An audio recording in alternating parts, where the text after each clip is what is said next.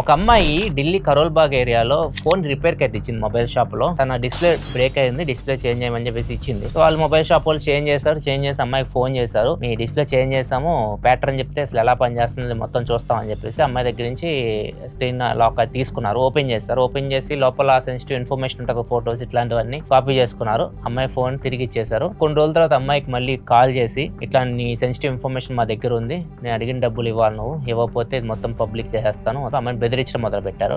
ఈ అమ్మాయి బెదిరిపోకుండా పోలీస్ స్టేషన్కి వెళ్ళింది. పోలీస్ స్టేషన్కి వెళ్ళి కంప్లైంట్ అయితే ఇచ్చింది. పోలీసులు అతను అయితే అరెస్ట్ చేశారు. ఇట్లాంటి సంఘటన ఫస్ట్ టైం కాదు, మొత్తం చూసుకుంటే మేజర్ సిటీస్ లో ఇట్లాంటి కేసులు 380కి పైగా ఉన్నాయి. ఒకవేళ ఫోన్ రిపేర్ కి వచ్చింది, డిస్ప్లే బ్రేక్ అయిపోయింది, ఏం కనపడట్లేదు నీకంటే డిస్ప్లే రిపేర్ చేయడానికి వాళ్ళు అన్లాక్ చేయాల్సిన అవసరం కూడా లేదు. ఫోన్ లోపలికి వెళ్ళి చూడాల్సిన అవసరం లేదు. పైన వాళ్ళు మార్చేయచ్చు. ఫోన్ ఇన్ఫర్మేషన్ ఇవ్వకండి, లాక్ ఇన్ఫర్మేషన్ ఇవ్వకండి. లోపల ఏమైనా ప్రాబ్లం వచ్చింది అనుకోండి, కొన్ని ఫోన్స్ లైక్ పిక్సెల్ ఫోన్స్ ఇట్లాంటి వాటి రిపేర్ మోడ్ అని చెప్పి సపరేట్గా ఉంటుంది. అది మీరు యాక్టివేట్ చేసి ఇవ్వచ్చు. అన్ని ఫోన్స్లో ఉండదు కాబట్టి బెస్ట్ సజెషన్ ఏంటంటే అది మీ డేటాని బ్యాకప్ చేసుకోండి, మీ ఇన్ఫర్మేషన్ మొత్తాన్ని బ్యాకప్ చేసుకొని రీసెట్ చేసి ఫోన్ ఇవ్వండి. అది బెస్ట్ ఆప్షన్. చాలా మంది వీళ్ళు ట్రాప్లో అయితే పడుతున్నారు. సో మీరు ఖచ్చితంగా ఈ ఇన్ఫర్మేషన్ని మీ ఫ్రెండ్స్తో కూడా షేర్ చేయండి, వాళ్ళు కూడా జాగ్రత్త పడతారు.